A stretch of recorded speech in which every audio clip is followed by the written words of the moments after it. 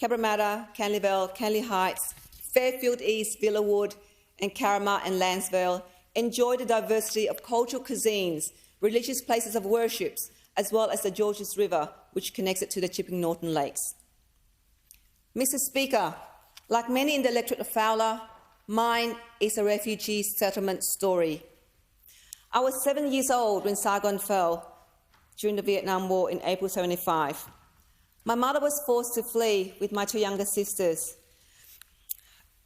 escaping communism. It was a time of chaos and confusion.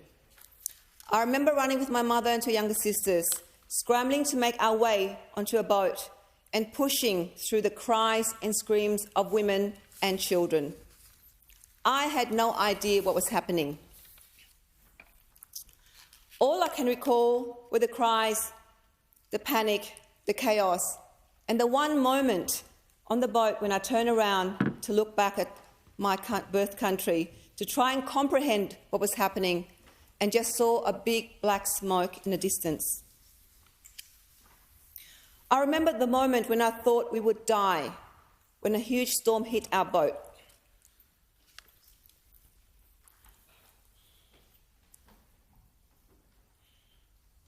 I remember my sister V and I hanging on to our dear life, while my mother held my other sister tightly in her arms with her rosary bead spraying.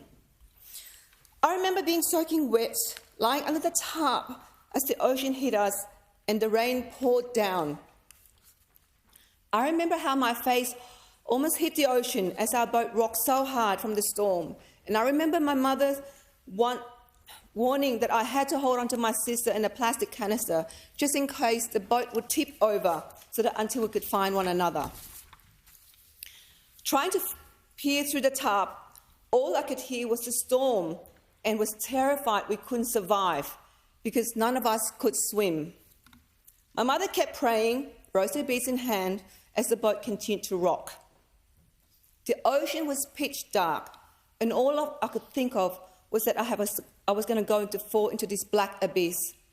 I kept praying in my heart that should the boat tip over, that I would still hold on to my sister and I would still find my mother.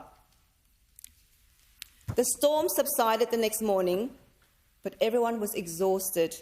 I remember seeing bodies lying on the boat like dead corpses. I remember the years in refugee camps, dreaming of being able to lie on a proper bed, to have a proper home, and to go to a proper school.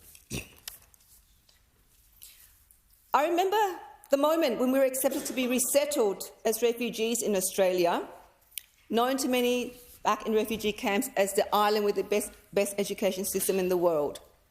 And remembering, as we stepped out of Kingsford Smith Airport, the feeling of gratitude and freedom.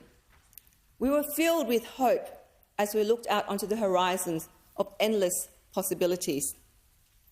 Australia, you welcomed my mother, my family, with open arms.